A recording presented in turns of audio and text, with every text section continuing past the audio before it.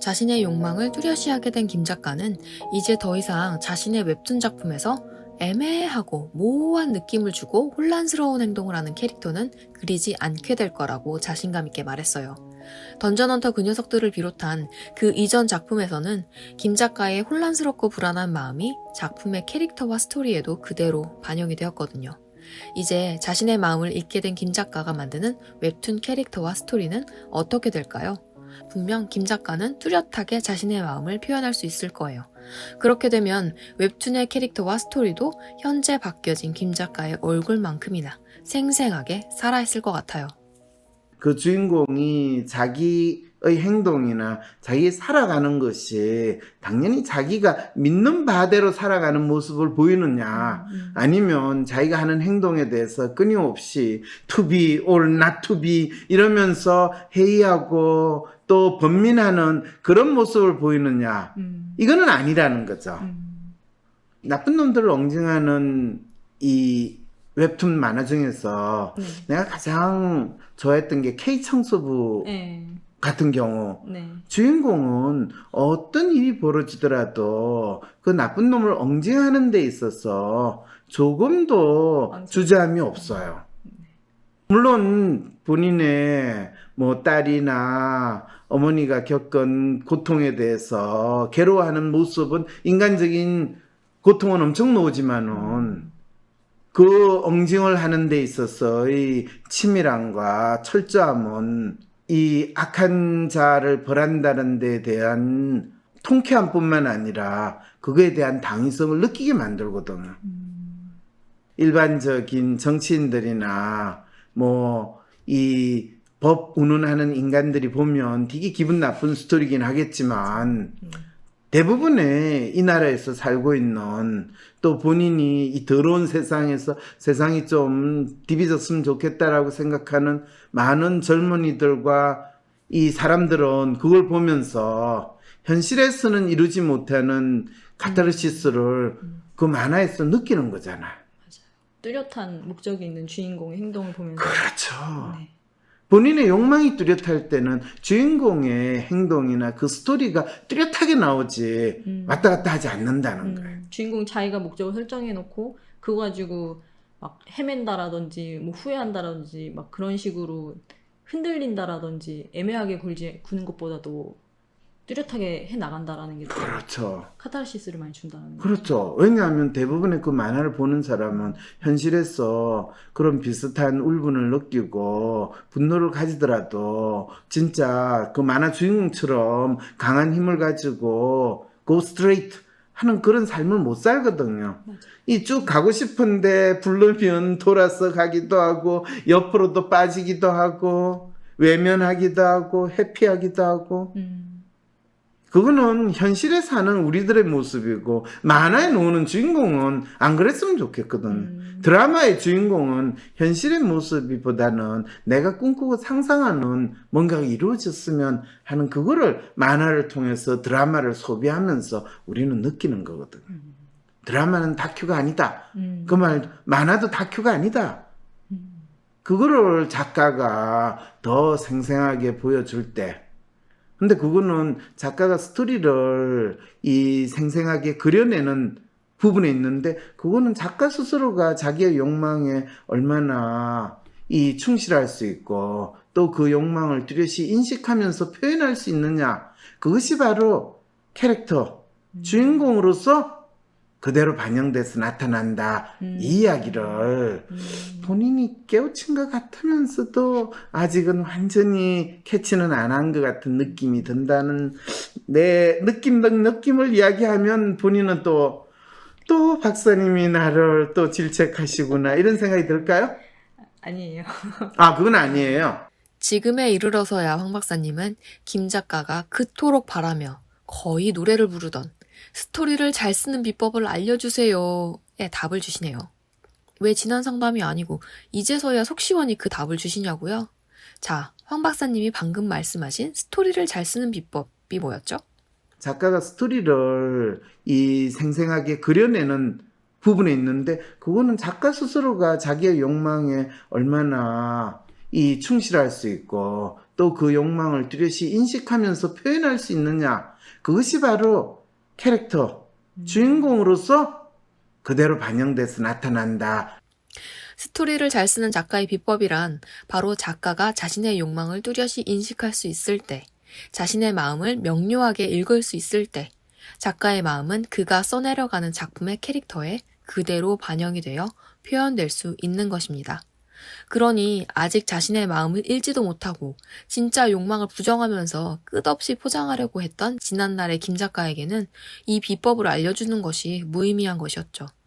그런데 김 작가는 이 비법을 황 박사님이 알려주시기 전에 이미 감을 잡고 있던 것 같은데요.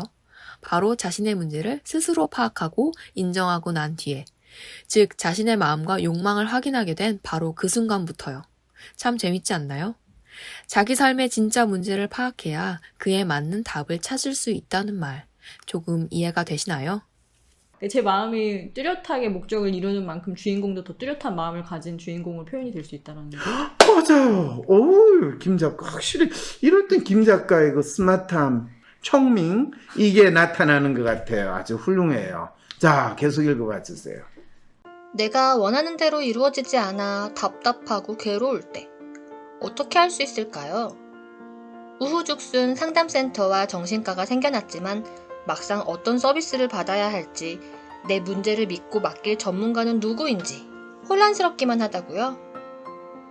위로나 공감을 넘어 개인의 마음을 정확히 읽어주고 삶을 변화시킬 전략도 같이 찾아주는 전문가, 전문 서비스에 대해 알 필요가 있지 않을까요?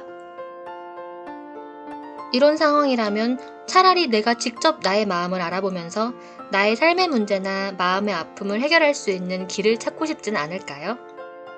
나의 문제도 파악하여 해결하고 또 다른 사람의 삶도 변화시키는 데 도움을 줄 수 있다면 현재 나의 삶을 변화시킬 수 있는 새로운 계기가 될 수 있지 않을까요? 여러분의 이런 상상과 기대, WPI 초급 워크숍을 통해 구체화하실 수 있습니다. 삶의 변화는 특정 유형에 끼워 맞추는 것이 아닌 있는 그대로의 내 특성, 내 마음을 읽을 수 있을 때 시작됩니다. 한 사람의 성격과 마음을 정확히 찍어 나타내어 마음의 MRI로 비유되는 WPI 검사는 한국인의 마음에 대한 연구를 통해 개발해낸 성격 및 라이프스타일 진단 방법입니다. 셜록 황이란 닉네임으로 유명한 대한민국 대표 심리학자, 한국인의 심리를 연구한 황상민 박사님의 직강으로 WPI 검사 결과를 해석하는 방법을 통해 자신의 마음을 알고 문제를 스스로 해결하는 능력뿐 아니라 주변 사람들의 마음을 읽어주는 WPI 상담가로 발전할 수 있는 시간. 당신이 상상하는 완전히 새로운 세상. 이제 WPI 초급과정 워크숍에 참여함으로써 여러분의 삶을 바꿀 수 있는 새로운 기회를 찾을 수 있습니다. 온라인 교육 시대에 새롭게 바뀌어진 WPI 초급과정. 온라인 원격 교육으로 누구나 쉽게 참여할 수 있습니다. 신청하세요. WPI 초급과정 워크숍. 강의 구성은 이렇습니다. 오전에 WPI 상담 코칭 과정 소개, 인간의 성격과 WPI 성격 구조에 대한 이해. 오후에는 멘토와 함께하는 조별 토론과 WPI 상의 5가지 자기평가 유형에 대한 이해. 그리고 황 박사님께서 직접 참가자들의 프로파일을 해석해 주시고 내 사연에 대한 1대1 원포인트 레슨까지 받으실 수 있습니다. 삶의 문제와 마음의 아픔을 해결하고 싶다면 진짜 문제를 찾는 방송 황심소. 무엇이 문제인지 모른다면 어떤 답도 정답이 될 수 없습니다. 진짜 문제를 찾는 방송 황상민의 심리상담소. 오, 김 작가. 확실히 이럴 땐 김 작가의 그 스마트함, 청밍, 이게 나타나는 것 같아요. 아주 훌륭해요. 자, 계속 읽어봐 주세요. 그러다 보니 박사님과 상담을 진행할 때 비법을 알려주세요. 왜 비법을 알려주시지 않고 저를 이렇게 까발리시나요? 왜 이렇게 팩폭을 연달아서 터뜨리시나요? 괴롭다. 팩폭이 너무 맵다. 라는 생각을 했습니다. 작품의 모든 걸 엉망으로 만들었다고 자책하면서 마음과 귀를 닫았습니다. 원망하는 마음도 들었습니다. 하지만 녹취를 하고 다시 듣고 읽게 되면서 비법을 알고 싶다는 제 마음이 상담 전체를 고통스럽게 듣게 했다는 걸 알게 됐습니다. 상담의 취지를 잊고 비법만 찾고 있던 것입니다. 그렇죠. 그런데 본인이 비법만 찾고 있었다는데 무슨 비법을 본인이 찾고 있었죠? 어떻게 하면 스토리를 더 잘 만들 수 있는지 방법을 알려주세요라는 그런 것 같아요. 그렇죠. 네. 어떻게 하면 스토리를 잘 만들다. 그 비법이라는 거 혹시 본인은 어디서 들어본 적은 있어요? 뭐 그런 것들 있잖아요. 흔히 있다면 뭐 시나리오 작법서를 공부를 해봐라. 뭐 작품들을 분석을 해봐라. 뭐 어떻게 해봐라. 이런 이야기들은 정말 좀 많은데. 그렇죠. 근데 그 해바라로 하는 인간은 지가 해가지고 100만 조회수 달성했대요. 예, 그 작법서 쓴 인간이 진짜 그래가지고 달성했으면 작법서 쓰고 있을 시간이 있었겠어요? 지금은 스티븐 호킹인 줄 알아요? 호킹인가 무슨 스티븐 호킹이 아니고 무슨 소설가 있었는데 갑자기 또 스티븐 킹이요. 스티븐 킹. 네. 스티븐 킹 같은 경우에 뭐 본인이 수십만 부, 수백만 부 팔린 작가라서 나도 그래 스티븐 킹이 그 비법을 언제 한번 글 쓰는 비법을 알아보면 어떨까 해가지고 읽어봤는데 뭐 아무 소리 없어요. 그냥 글 쓸 때 그냥 나는 이렇게 썼다 뭐 이런 이야기예요. 그렇죠. 이 일본 그 작가 유명한 무라카미. 있잖아요. 무라카미도 글 쓰는 법, 뭐 그래서 나도 글을 좀 잘 쓸 수 있을까? 독자와 감동이 되는 글, 뭐 그래가지고 그 무라카미 책도 읽어봐. 뭐야? 단지 한 가지 분명한 진리를 알았어요. 어떤. 스티븐 킹이든, 네. 무라카미든 그 사람이 글을 쓰가 이 100만 부를 만들든 1000만 부를 만들든 분명히 그 사람은 지 글 쓰는 거에 대한 비법을 그 책에 담았어요. 그렇지만 그건 스티븐 킹의 비법이고 무라카미의 비법이지 황상민의 비법이 될 수 없다는 거예요. 황상민의 글쓰기 비법이 될 수 없다는 거예요. 맞아요. 김 작가는 김 작가 자신의 방법이 있어야 되는 것 같아요.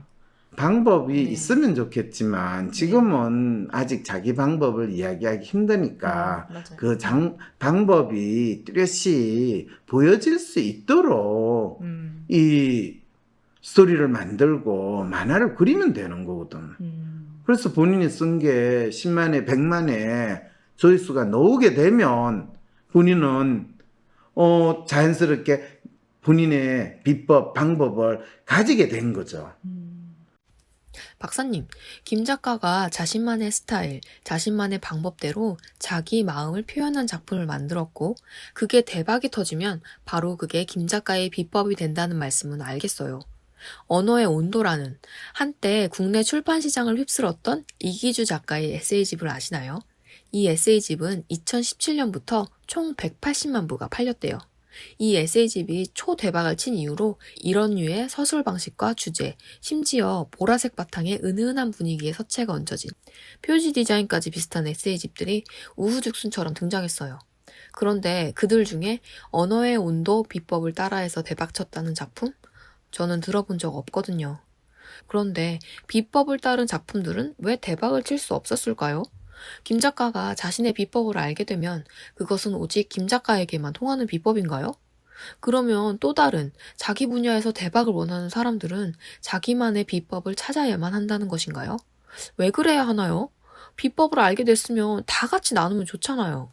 그럴 때 이제 사람들이 와가지고 김 작가님 그 100만 회를 달성한 이 작가로서의 비법을 알려주세요 하면 또 본인이 김 작가의 성공 비법, 뭐 글짓기 성공 비법 이렇게 쓰겠죠.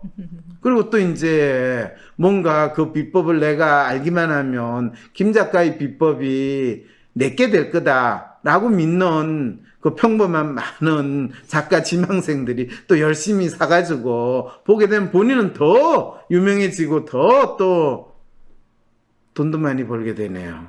이거 상당히 뭔가 잘못된 것 같지 않아요? 왜 네. 내가 무라카미의 비법을 알아가지고 무라카미 글 쓴 거 그냥 씩 쓰기만 했더니 갑자기 베스트셀러가 되고 하는 그게 왜 내 방법으로 내가 좋은 글을 쓸 수 있는 방법이 될 수 없을까요? 각자 살아왔던 게 너무 다르고 다른 사람이라서 그런가요? 그럼요. 네. 그럼요.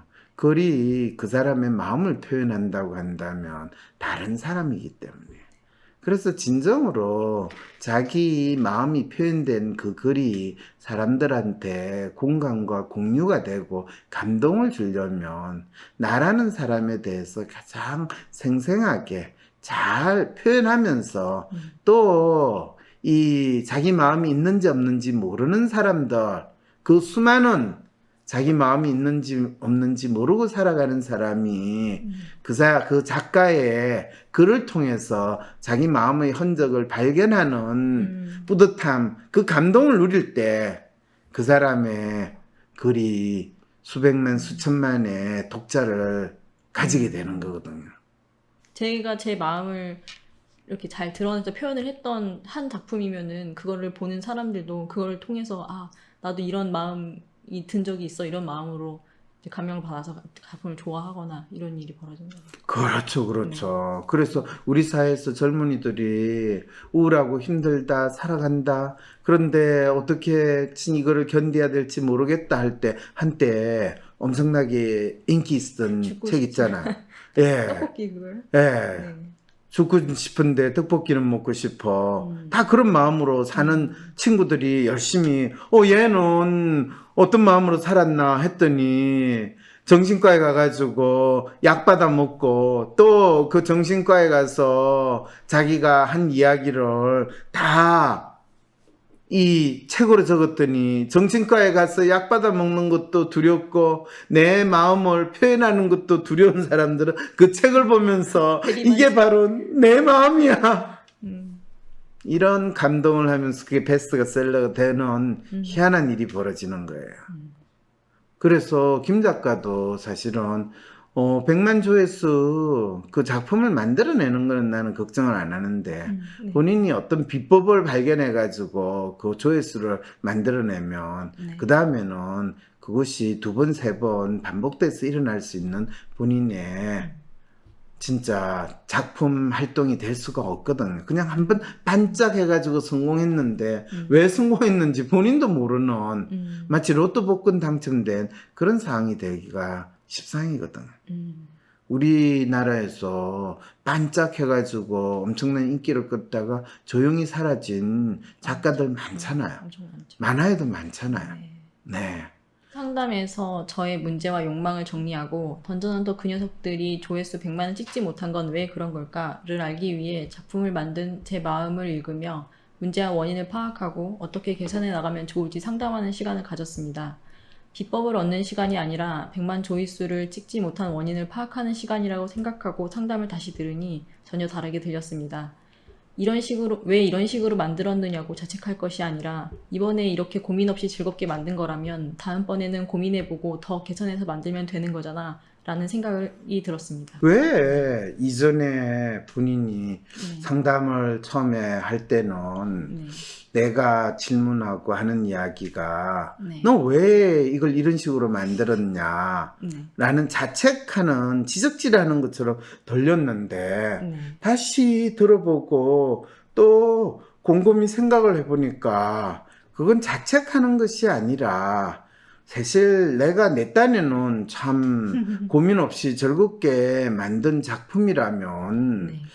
고민 없이 즐겁게 만든다고 해서 그것이 꼭 좋은 작품이 아니라 진짜 진정으로 좋은 작품 또 많은 사람들에게 호평을 받는 작품은 나의 고민이 생생하게 누구든지 느끼면서도 또 전혀 다른 뭔가를 체험할 수 있는 게 돼야 되는 게 아닐까 이런 생각이 들었다는 건가요? 네, 좀 더 그냥 이렇게 쓰면 즐겁지 않을까라는 식으로 사용하는 게 아니고 좀 더 불의를 응징하는 주인공이라고 하면은 그런 것들에 대해서 더 많이 생각을 해보고 표현을 해보려는 하던. 네. 만화를 그리는 일뿐만 아니라 소설, 에세이, 영화 시나리오를 쓰거나 디자인이나 그림을 그릴 때에도 많은 사람들은 재밌는 거, 즐거운 거를 만들어야 돼 라는 목표를 가지고 작업을 하는 경우가 있어요.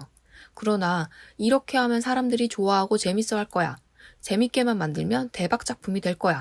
라는 생각으로 인위적인 장치를 넣고 꾸며지는 작품을 만들 때 사람들의 반응은 예상과는 달리 오히려 시큰둥하거나 뜨악하는 상황이 된다는 거네요. 그런데 작품을 감상하는 독자 입장에서 재미도 나름 중요한 요소 아닌가요? 보통 많은 책에는 그런 말을 해요. 자기가 하는 게 독자들한테 이 재미있게 또 많은 독자들한테 더 감동적으로 받아들여지기 위해서는 일단 재미가 있어야 된다. 또 작업하는 사람이 재미있게 작업해야 된다. 그러면 저절로 수만, 수십만, 수백만 독자들이 생길 것이다. 이런 식으로 재미라는 것 자체가 중요하지 않다는 건 아닌데 마치 재미가 주여 하는 구원의 동아줄 같은 그런 식으로 생각을 하면서 알려주고 있거든요. 그렇죠. 재미만 있으면 다른 건 다 필요 없다. 이런 이야기들이 또 있거든요. 그렇죠. 네. 그 말은 뭐냐면 진짜 어떤 성공한 작품에 대해서 제대로 모른다는 거거든요. 본인이 네. 그 분석하는 사람이 보고 싶은 정답과 같은 거를 끼워 맞춰가지고 설명을 하는 되게 전문가라는 사람들이 이제 그런 식 이야기를 하잖아요. 뭐 몇 가지 중요 키 요인들, 그 요인에 의해서 마치 그 현상이 일어난 것처럼 설명하는 거. 본인도 지금 자기 작품 하는 거에 있어서 내가 어떤 문제나 어려움이 있는가, 그거를 본인 나름대로 파악하려고 하지 않고 그 책에 있던 또는 전문가가 이야기하는 그 이야기를 정답처럼 본인이 받아들이고 그걸 정해놓고 내한테 와가지고 마치 금도끼 맡겨놓은 것처럼 박사님 그 재미있는 작품 스토리를 만들 수 있는 비법을 알려주세요.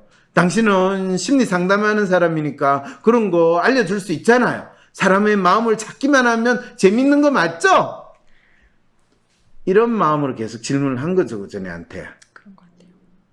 아하, 재미도 중요한 요소지만 재미가 작품 성공의 핵심이 될 수는 없다는 이야기군요. 하긴 정말 인기 있었던 웹툰 미생의 매력을 표현하자면 사회초년생이 느끼는 불안과 혼란, 그리고 한국의 회사 생활의 현실적인 모습을 생생하게 그려내면서 삶이란 무엇인가, 우리는 왜, 어떻게 살아가는가에 대한 물음을 던지며 많은 직장인들의 공감을 산 것이었죠. 미생이 성공할 수 있었던 이유는 재미나 잘 만든 스토리가 아니라 작품을 통해 작가가 말하고자 하는 메시지, 그것이 독자에게 온전히 전해져 독자의 마음을 흔들었기 때문인 거군요. 그런데 그것을 보려하지 않고 K-웹툰의 3가지 성공 비결 운운하는 사람들도 결국 자신들이 생각하는 정답의 상황을 끼워 맞추며 그것을 분석이라고 말하고 있는 거네요.